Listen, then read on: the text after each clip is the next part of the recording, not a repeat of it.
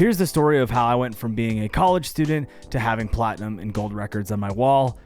I literally just showed up.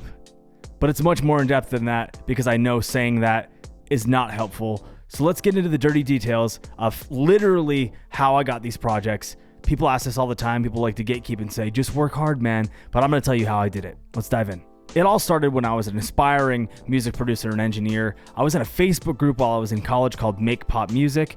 And because of that, I got people reaching out to me to do some gigs and things like that, to take on some songs, singles, albums, things like that. And the first EP that I went to take on, a manager from New York, I believe, was hitting me up about his talent from Tennessee. And this talent was the band, the Motel Brothers. They're a duo, Jack and Jeremy. They're super, super talented. And they were kind of like the first band that I worked with, like songwriting duo. And so they came to LA. I locked out a $200 8-hour studio. Basically made no money working on this project, but it was truly a passion project anyways because they were so talented and I really wanted the experience of working with these guys. I had obviously been posting music online before this and that's how I got the gig. But taking on this experience really was a learning curve for me, and I learned a lot about working with a band in the studio. So let's go back to the manager. His name was Zach. I don't want to expose his last name. And he was interning. I believe he was in college as well. And he was interning at one of the biggest management firms, talent management firms in music at the time in Beverly Hills. And so throughout the project, Zach and I actually became pretty close and got to know each other pretty well.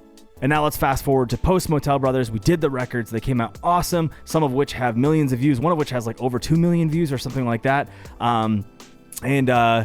It was something we were really proud of. And that manager, I think, had then gotten promoted within the company. I'm not going to name drop the company just because I don't want to dox this person. But I think they had been promoted within the company. And I remember, I think when I was working with the band, I had somebody interning. I don't know what the hell I was doing, but I had an intern. I basically had someone helping me with engineering.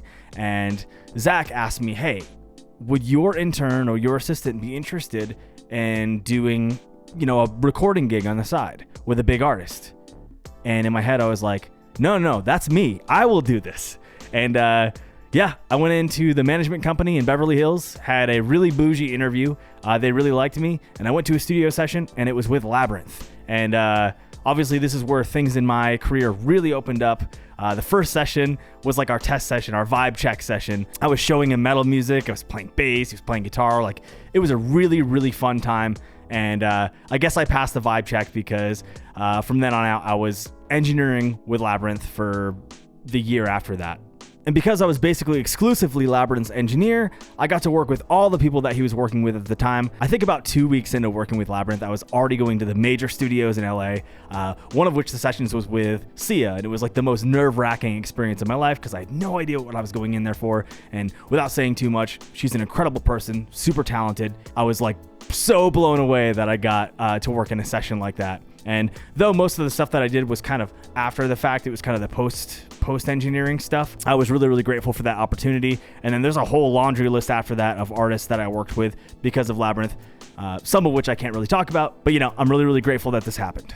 So if I think back and reflect on how this kind of all came to fruition, it's kind of crazy that this project that I had low expectations from because I had barely heard the Motel Brothers music going into it, doing this session opened up so many doors for me. And not only am I really proud of those Motel Brothers records, but it's just crazy that things kind of spiraled from there. A lot of people ask in kind of strange ways, how did you do this session? How did you work with this artist? And it is almost insinuating that it's just luck. And although luck is probably part of it, I think people gatekeep the other stuff. And I think how you show up to one thing is how you show up to everything. And by me taking these smaller projects, which ended up not being so small after all, and then kind of letting things spiral out of control from there and gaining connections and doing my best to be likable, I was able to do really, really well.